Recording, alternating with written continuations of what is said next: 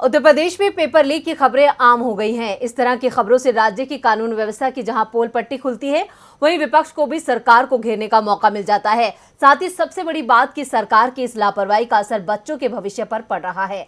ऐसे में अब यूपी बोर्ड 12वीं के इंग्लिश का पेपर लीक होने के मामले में सरकार घिर गई है और अखिलेश यादव ने योगी सरकार पर तंज कसा है।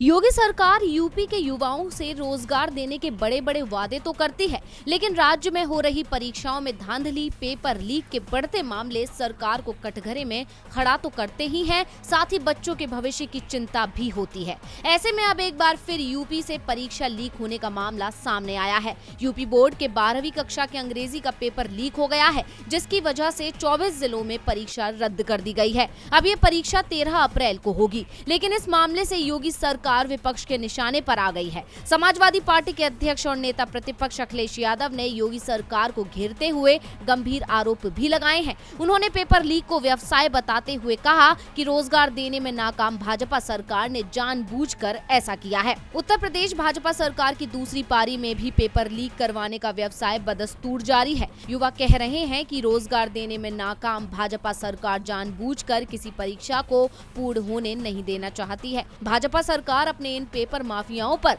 दिखाने के लिए ही सही कागज का ही बुलडोजर चलवा दे।